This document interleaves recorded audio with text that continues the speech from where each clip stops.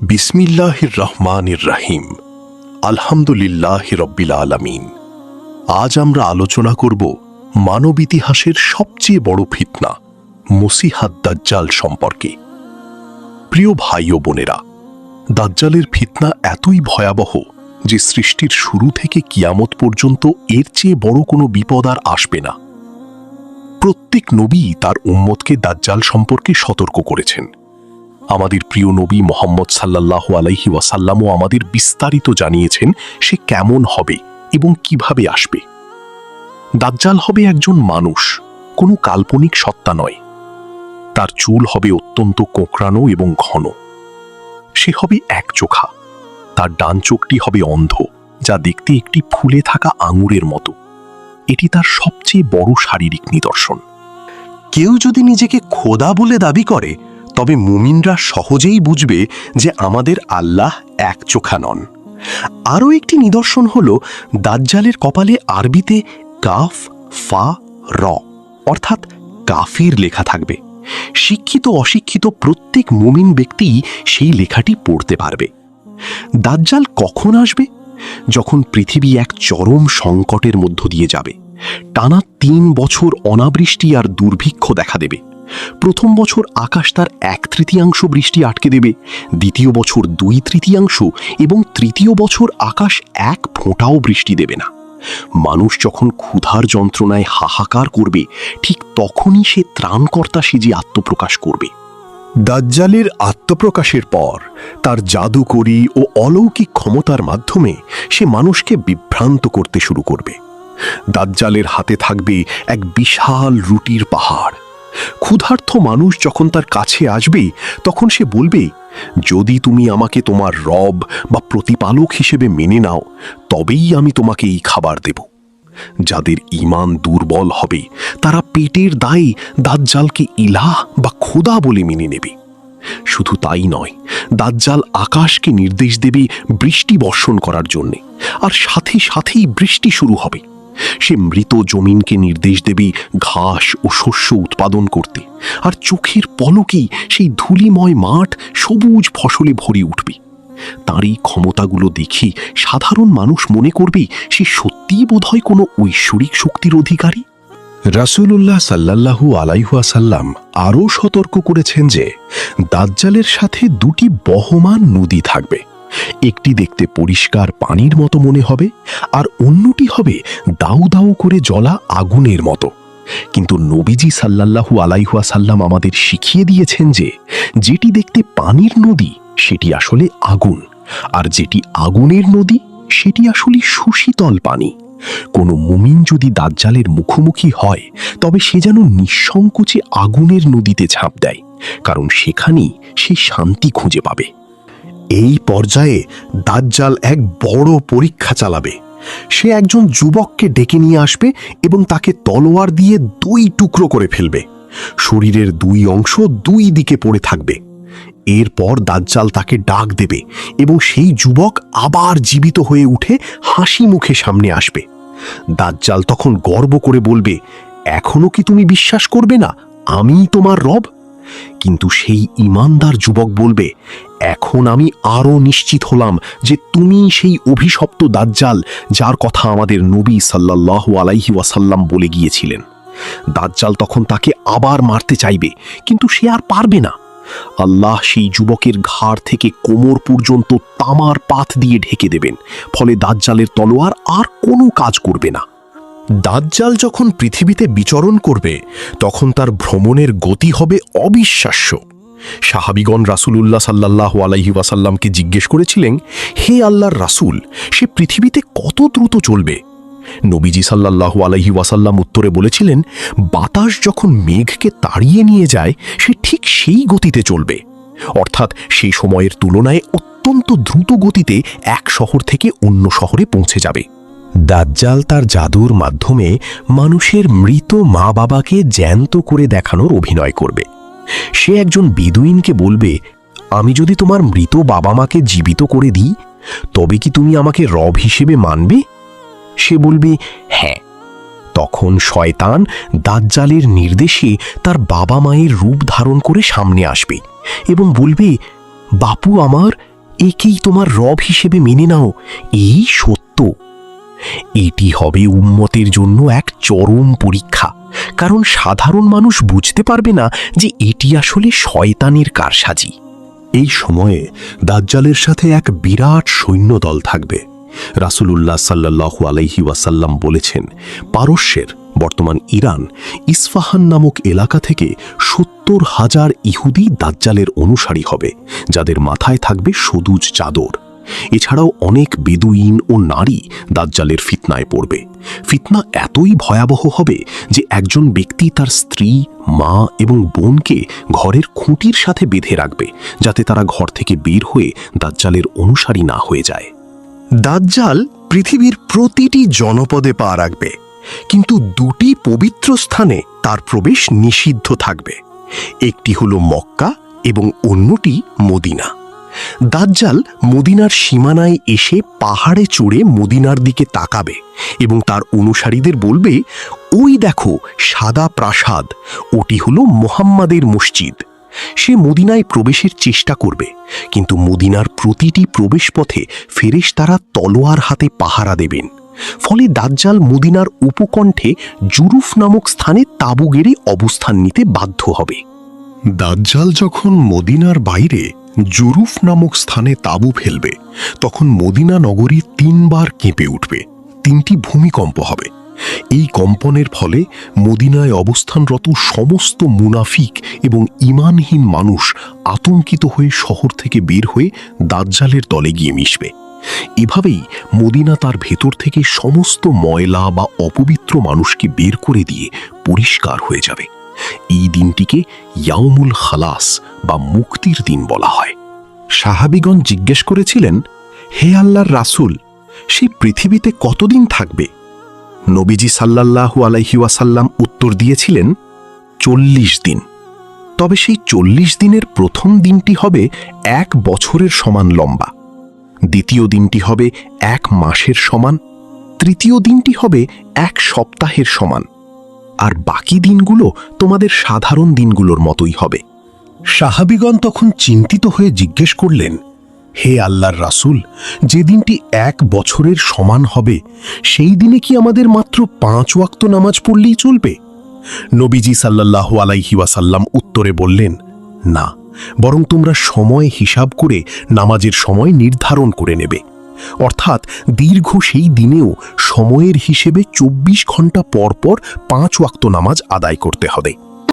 দাজ্জালের এই সফরের সময় সে বিভিন্ন ধ্বংসস্তূপের পাশ দিয়ে যাবে। সে মাটিকে আদেশ করবে, তোমার ভেতরে থাকা সব গুপ্তধন বের করে দাও।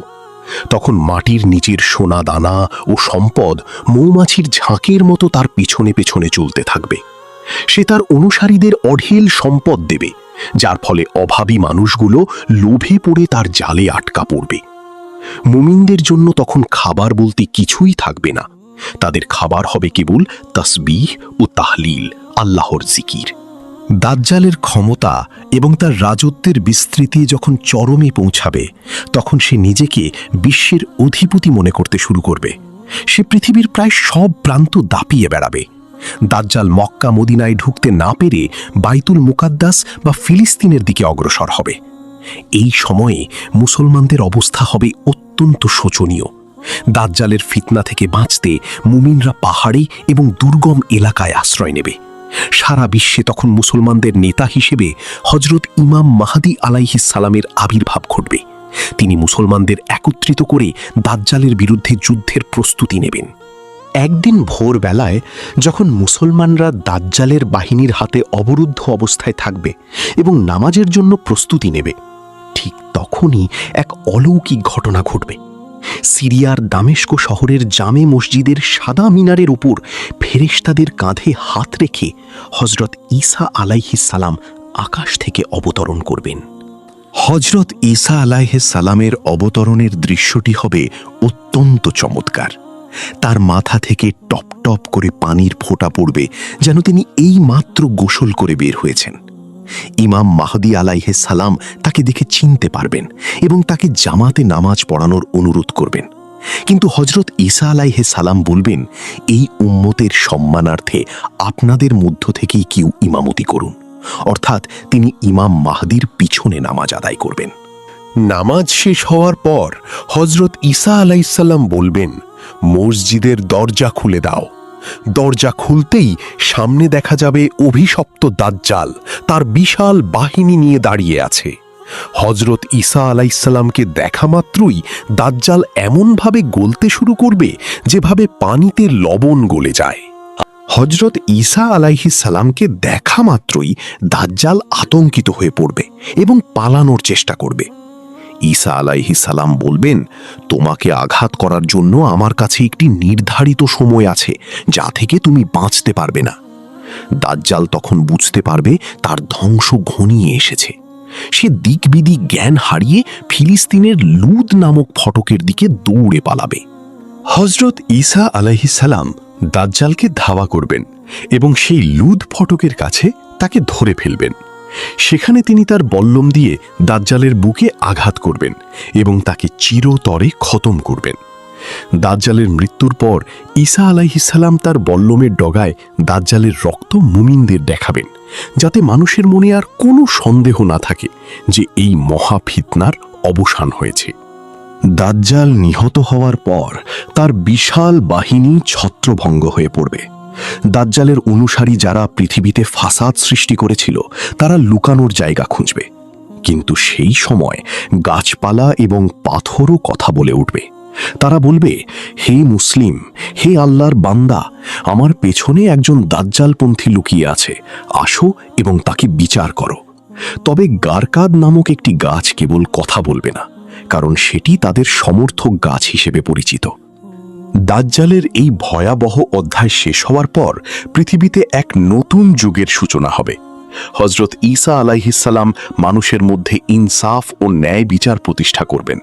মানুষের মন থেকে হিংসা, বিদ্বেষ এবং শত্রুতা পুরোপুরি দূর হয়ে যাবে। এমনকি বাঘ এবং উট, সিংহ এবং গরু একসাথে বিচরণ করবে, কেউ কাউকে আক্রমণ করবে না। শিশুরা সাপের সাথে খেলবে, কিন্তু সাপ তাদের কামড়াবে না। পৃথিবী তার হারানো বরকত ও সজীবতা ফিরে পাবে। দাজ্জালের মৃত্যুর পর পৃথিবীতে এক অভূতপূর্ব শান্তির পরিবেশ তৈরি হবে। হজরত ঈসা আলাইহিসসালাম ইসলামের বিধান অনুযায়ী পৃথিবী শাসন করবেন। ভিডিওর এই অংশে দাজ্জালের আগমনের আগের কিছু সুনির্দিষ্ট লক্ষণের কথা পুনরায় মনে করিয়ে দেওয়া হয়েছে, যা বর্তমানেও প্রাসঙ্গিক। বলা হয়েছে, দাজ্জাল ততক্ষণ পর্যন্ত বের হবে না যতক্ষণ না মানুষ তার কথা আলোচনা করা ছেড়ে দেবে এবং মসজিদের মিম্বরগুলোতে ইমামরা দাজ্জাল সম্পর্কে কথা বলা বন্ধ করে দেবেন। অর্থাৎ মানুষ যখন এই ফিতনার কথা ভুলে গিয়ে গাফেল হয়ে যাবে, তখনই সে অতর্কিতে হানা দেবে। দাজ্জালকে অনুসরণ করার প্রধান কারণ হবে দুনিয়াবি লোভ এবং ক্ষুধার জ্বালা। সেই কঠিন সময়ে মুমিনদের জন্য ধৈর্যের পরীক্ষা হবে সবচেয়ে বড়। ভিডিওতে উল্লেখ করা হয়েছে যে যারা নিয়মিত লা ইলাহা ইল্লাল্লাহ, সুবহানাল্লাহ এবং আলহামদুলিল্লাহ পাঠ করবে, আল্লাহ তাদের ক্ষুধা মিটিয়ে দেবেন, যেমনভাবে ফেরেশতাদের ক্ষুধা জিকিরের মাধ্যমে মেটে। হজরত ঈসা আলাইহিসসালাম দাজ্জালের হত্যার পর মানুষের কাছে গিয়ে তাদের জান্নাতে কার কি মর্যাদা হবে তা শুনিয়ে দেবেন। মানুষ তখন সুখে শান্তিতে বসবাস করতে শুরু করবে। ঠিক সেই সময়ই আল্লাহ তাআলা হজরত ঈসা আলাইহিসসালামকে ওহী পাঠাবেন যে, আমি আমার এমন এক সৃষ্টিকে, ইয়াজুজ মাজুজকে বের করেছি যাদের সাথে যুদ্ধ করার ক্ষমতা কারও নেই। অতএব আপনি আমার মুমিন বান্দাদের নিয়ে তুর পাহাড়ে আশ্রয় নিন। দাজ্জালের ফিতনা শেষ হওয়ার পরপরই পৃথিবীতে ইয়াজুজ মাজুজের ফিতনা শুরু হবে। এটি হবে কিয়ামতের আরেকটি বড় আলামত। তবে দাজ্জাল যেহেতু ব্যক্তিগতভাবে মানুষকে ধোঁকা দিয়ে ঈমান হরণ করতে চাইবে, তাই দাজ্জালের ফিতনাকেই সবচেয়ে ভয়ঙ্কর বলা হয়েছে। দাজ্জালের আগমনের ঠিক আগ দিয়ে মুসলিম বিশ্বে একটি বড় যুদ্ধ বা মালহামা সংগঠিত হবে। এই যুদ্ধে রোমানদের, পাশ্চাত্য শক্তির সাথে মুসলমানদের এক রক্তক্ষয়ী লড়াই হবে। এই যুদ্ধের পরেই দাজ্জাল তার আত্মপ্রকাশের চূড়ান্ত ঘোষণা দেবে। রাসূলুল্লাহ সাল্লাল্লাহু আলাইহি ওয়াসাল্লামের হাদিসের উদ্ধৃতি দিয়ে বলা হয়েছে, দাজ্জাল যখন বের হবে তখন তার প্রধান লক্ষ্য থাকবে মুসলমানদের ঈমান নষ্ট করা সে মানুষকে বলবে, আমি কি তোমাদের মৃত পূর্বপুরুষদের জীবিত করে দেখাবো? মানুষ যখন হ্যাঁ বলবে, তখন শয়তানরা মানুষের বাবা মায়ের রূপ ধরে এসে বলবে, হে সন্তান, এই আমাদের পালনকর্তা, একে মেনে নাও। এটি হবে এক ভয়াবহ মানসিক ও আধ্যাত্মিক যুদ্ধ। ভিডিওতে আরও একটি গুরুত্বপূর্ণ বিষয় আলোচনা করা হয়েছে, দাজ্জালের চোখ। যদিও সে একচোখা হবে, কিন্তু তার সেই চোখটি হবে অত্যন্ত তীক্ষ্ণ এবং সেটির মাধ্যমে সে পৃথিবীর অনেক গোপন সংবাদ জানবে, যা বর্তমানের আধুনিক প্রযুক্তির সাথে অনেকেই তুলনা করেন। সে মানুষকে প্রলুব্ধ করতে বিভিন্ন জাদুর শহর তৈরি করবে। মুমিনদের জন্য এই 5 মিনিটের আলোচনায় একটি বিশেষ উপদেশ দেওয়া হয়েছে। যারা দাজ্জালকে অস্বীকার করবে, তাদের উপর দাজ্জাল প্রচণ্ড জুলুম চালাবে, তাদের সমস্ত ধন সম্পদ কেড়ে নেওয়া হবে। কিন্তু যারা আল্লাহর ওপর ভরসা রাখবে, তারা দেখতে পাবে যে দাজ্জালের দেওয়া কষ্ট আসলে তাদের জন্য আল্লাহর রহমতের কারণ হয়ে দাঁড়িয়েছে। দাজ্জাল যাকে জাহান্নামে নিক্ষেপ করবে, আসলে সে জান্নাতেই প্রবেশ করবে। সবশেষে বলা হয়েছে, দাজ্জাল নিজেকে খোদা দাবি করলেও সে যে খোদা নয়, তার সবচেয়ে বড় প্রমাণ হবে সে নিজের চোখের খুঁত নিজেই দূর করতে পারবে না। আল্লাহ তাকে এমনভাবে সৃষ্টি করেছেন যাতে বিবেকবান মানুষ সহজেই তাকে চিনতে পারে। যেহেতু দাজ্জালের ফিতনা হবে ইতিহাসের সবচেয়ে বড় ফিতনা, তাই এর প্রস্তুতিও হতে হবে আধ্যাত্মিক। বলা হয়েছে, যদি কেউ দাজ্জালের খবর পায় যে সে অমুক জায়গায় এসেছে, তবে সে যেন তার কাছে না যায়। এমনকি যদি কেউ মনে করে যে তার ঈমান অনেক মজবুত, তবুও সে যেন দাজ্জালের সামনে যাওয়ার দুঃসাহস না দেখায়। কারণ দাজ্জালের সাথে থাকা শয়তানি শক্তিগুলো মানুষের মনে খুব দ্রুত সন্দেহ তৈরি করতে পারে। তাই দাজ্জালের আবির্ভাবের সময় জনবসতি ছেড়ে পাহাড়ে বা নির্জনে পালিয়ে থাকা নিরাপদ। রাসূলুল্লাহ সাল্লাল্লাহু আলাইহি ওয়াসাল্লাম নির্দেশ দিয়েছেন, যে ব্যক্তি সূরা কাহাফের প্রথম 10টি আয়াত মুখস্থ রাখবে এবং নিয়মিত তিলাওয়াত করবে, দাজ্জাল তার কোনো ক্ষতি করতে পারবে না। সূরা কাহাফের এই আয়াতগুলোতে আসহাবে কাহাফের সেই যুবকদের কথা বলা হয়েছে, যারা ফিতনা থেকে বাঁচতে গুহায় আশ্রয় নিয়েছিলেন। ঠিক একইভাবে দাজ্জালের সময় এই আয়াতগুলো মুমিনদের জন্য ঢাল হিসেবে কাজ করবে। ভিডিওতে আরও একটি দোয়া উল্লেখ করা হয়েছে, যা আমরা প্রতিটি নামাজের শেষ বৈঠকে তাশাহুদের পর পড়ি। নবীজি সাল্লাল্লাহু আলাইহি ওয়াসাল্লাম এই দোয়াটি খুব গুরুত্ব দিয়ে শিখিয়েছেন। আল্লাহুম্মা ইন্নী আউযু বিকা মিন আযাবিল কবর ওয়া মিন আযাবি জাহান্নাম ওয়া মিন ফিতনাতিল মাহইয়া ওয়াল মামাত ওয়া মিন শাররি ফিতনাতিল মাসীহিদ দাজ্জাল। হে আল্লাহ, আমি আপনার কাছে আশ্রয় চাই জাহান্নামের আযাব থেকে, কবরের আযাব থেকে, জীবন ও মৃত্যুর ফিতনা থেকে এবং মাসীহাদ দাজ্জালের ফিতনার অনিষ্ট থেকে। এই সময়ে মানুষের মনে প্রশ্ন জাগতে পারে যে দাজ্জাল কি বর্তমানে কোথাও বন্দী আছে? ভিডিওতে বিখ্যাত তামিম আদ-দারি রাদিয়াল্লাহু আনহুর হাদিসটি উল্লেখ করা হয়েছে, যেখানে তিনি সমুদ্রে পথ হারিয়ে এক দ্বীপে দাজ্জালের সাথে সাক্ষাৎ করেছিলেন এবং তাকে শিকলবদ্ধ অবস্থায় দেখেছিলেন। অর্থাৎ দাজ্জাল আল্লাহর নির্দেশের অপেক্ষায় কোনো এক অজানা স্থানে বন্দী অবস্থায় দিন গুনছে। তামিম আদ-দারি রাদিয়াল্লাহু আনহু আগে খ্রিস্টান ছিলেন, পরে ইসলাম গ্রহণ করেন। তিনি নবীজি সাল্লাল্লাহু আলাইহি ওয়াসাল্লামকে জানিয়েছিলেন যে একবার তারা সমুদ্র ভ্রমণে গিয়ে পথ হারিয়ে একটি নির্জন দ্বীপে পৌঁছেছিলেন। সেখানে তারা জাসসাসা নামক এক অদ্ভুত পশমযুক্ত প্রাণীর দেখা পান, যে কথা বলতে পারত। সেই প্রাণীটি তাদের একটি গির্জার মতো ঘরে নিয়ে যায়, যেখানে তারা এক বিশালদেহী মানুষকে শিকল দিয়ে শক্ত করে বাঁধা অবস্থায় দেখতে পান। সেই বন্দী ব্যক্তিটিই ছিল দাজ্জাল। সে তামিম আদ-দারি এবং তার সঙ্গীদের কাছে 3টি বিশেষ প্রশ্ন করেছিল। বাইসান ফিলিস্তিনের একটি এলাকা, এর খেজুর বাগানে কি এখনো ফল ধরে? তারা বলেছিলেন হ্যাঁ। দাজ্জাল বলেছিল শীঘ্রই সেখানে আর ফল ধরবে না। 2. তিবারিয়া গ্যালিলি সাগর, জলাশয়ে কি এখনো পানি আছে? তারা বলেছিলেন হ্যাঁ। সে বলেছিল শীঘ্রই এর পানি শুকিয়ে যাবে। 3. উম্মি নবীর মুহাম্মদ সাল্লাল্লাহু আলাইহি ওয়াসাল্লামের অবস্থা কি? তারা জানিয়েছিলেন যে তিনি মক্কায় আবির্ভূত হয়ে মদিনায় হিজরত করেছেন। এই খবর শুনে দাজ্জাল বলেছিল যে সেই নবীর আনুগত্য করাই মানুষের জন্য মঙ্গলজনক। সে আরও বলেছিল, আমি হলাম মাসিহ আদ-দাজ্জাল, শীঘ্রই আমাকে বের হওয়ার অনুমতি দেওয়া হবে এবং আমি 40 দিনের ভেতর মক্কা মদিনা বাদে পৃথিবীর সব জনপদ চষে বেড়াবো।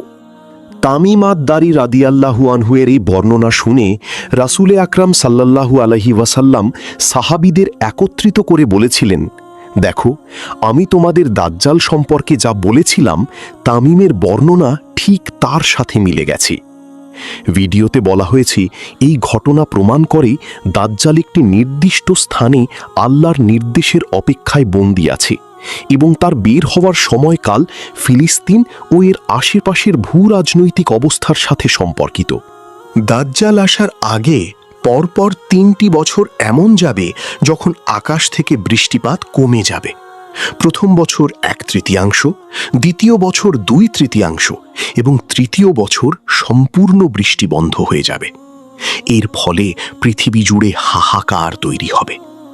ঠিক সেই সংকটের সময়ে যখন মানুষ এক ফোঁটা পানি বা এক লোকমা খাবারের জন্য ছটফট করবে, তখন দাজ্জাল খাবারের বিশাল ভাণ্ডার নিয়ে হাজির হবে। সে নিজেকে ঈশ্বর দাবি করবে এবং বলবে, যদি আমাকে রব হিসেবে মেনে নাও তবেই তোমাদের তৃষ্ণা মেটাবো। ভিডিওতে সতর্ক করা হয়েছে যে যারা কেবল দুনিয়াবি আরামায়েশের জন্য ঈমান বিক্রি করবে তারাই সেদিন দাজ্জালের জালে ধরা পড়বে। আরও বলা হয়েছে যে দাজ্জাল কেবল জাদুকরী শক্তিই নয়, বরং এক বিরাট সামরিক ও রাজনৈতিক শক্তির অধিকারী হবে। তার পেছনে যে 70,000 ইহুদি সৈন্য থাকবে তারা অত্যাধুনিক অস্ত্রে সজ্জিত থাকবে। দাজ্জাল সারা বিশ্বের শাসনভার নিজের হাতে নেওয়ার চেষ্টা করবে। এই সময়ে মুসলমানদের অবস্থা হবে খুবই অসহায়। তারা পাহাড়ের গুহায় বা সুরক্ষিত এলাকায় আত্মরক্ষা করবে। দাজ্জাল মদিনার চারপাশ 7 বার প্রদক্ষিণ করবে, কিন্তু ভেতরে ঢুকতে পারবে না। ফেরেশতারা তলোয়ার দিয়ে তাকে প্রতিহত করবেন। তখন দাজ্জাল রাগে মদিনার বাইরের একটি পাহাড়ের ওপর দাঁড়িয়ে বলবে, ওই দেখো মুহাম্মাদের সাদা প্রাসাদ, মসজিদে নববী, ওটা দখল করা আমার পক্ষে সম্ভব নয়। এই অংশটি মুমিনদের মনে আশার সঞ্চার করে যে দাজ্জাল যতই শক্তিশালী হোক না কেন, আল্লাহর নূর ও তার পবিত্র স্থানগুলোর ওপর তার কোনো ক্ষমতা নেই।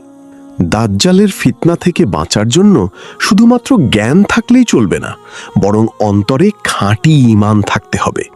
আলোচনা করা হয়েছে যে দাজ্জালের কপালে যে কাফির লেখা থাকবে তা কেবল চোখের দৃষ্টি দিয়ে নয়, বরং অন্তরের নূর দিয়ে পড়তে হবে। অনেক শিক্ষিত লোক সেদিন সেই লেখাটি পড়তে পারবে না, অথচ একজন অশিক্ষিত কিন্তু ঈমানদার ব্যক্তি তা স্পষ্টভাবে পড়তে পারবে। দাজ্জালকে হত্যার পর তিনি পৃথিবীতে 7 বছর বা মতান্তরে 40 বছর অবস্থান করবেন। সেই সময়ে ইসলাম সারা বিশ্বে ছড়িয়ে পড়বে এবং পৃথিবীতে কোনো অভাবী মানুষ থাকবে না। জাকাত নেওয়ার মতো কোনো লোক খুঁজে পাওয়া যাবে না। একসময় হযরত ঈসা আলাইহিসসালাম ইন্তেকাল করবেন এবং মুসলমানদের নিয়ম অনুযায়ী তার জানাজা ও দাফন সম্পন্ন হবে। 1. ঈমান মজবুত করা। বর্তমান সময়ের ছোট ছোট ফিতনা, সুদ, বেহায়াপনা, মিথ্যা থেকে নিজেকে বাঁচিয়ে রাখা, কারণ এগুলোই দাজ্জালের বড় ফিতনার পথ প্রশস্ত করে। 2. সূরা কাহাফের আমল। প্রতি জুম্মাবার সূরা কাহাফ তেলাওয়াত করা এবং এর প্রথম ও শেষ 10টি আয়াত মুখস্থ রাখা। 3. বেশি বেশি দোয়া করা। বিশেষ করে নামাজের শেষ বৈঠকে রাসূলুল্লাহ সাল্লাল্লাহু আলাইহি ওয়াসাল্লামের শেখানো সেই দোয়াটি, দাজ্জালের ফিতনা থেকে মুক্তির দোয়া, নিয়মিত পাঠ করা। হে আল্লাহ, আমাদের দাজ্জালের ভয়াবহ ফিতনা দেখার আগেই যেন আমরা ঈমানের সাথে দুনিয়া থেকে বিদায় নিতে পারি, এবং যদি আমাদের সামনে দাজ্জাল আসে তবে আমাদের ঈমানকে অটুট রাখার তৌফিক দান করুন। 3. বেশি বেশি দোয়া করা। বিশেষ করে নামাজের শেষ বৈঠকে রাসূলুল্লাহ সাল্লাল্লাহু আলাইহি ওয়াসাল্লামের শেখানো সেই দোয়াটি, দাজ্জালের ফিতনা থেকে মুক্তির দোয়া, নিয়মিত পাঠ করা। হে আল্লাহ, আমাদের দাজ্জালের ভয়াবহ ফিতনা দেখার আগেই যেন আমরা ঈমানের সাথে দুনিয়া থেকে বিদায় নিতে পারি, এবং যদি আমাদের সামনে দাজ্জাল আসে তবে আমাদের ঈমানকে অটুট রাখার তৌফিক দান করুন।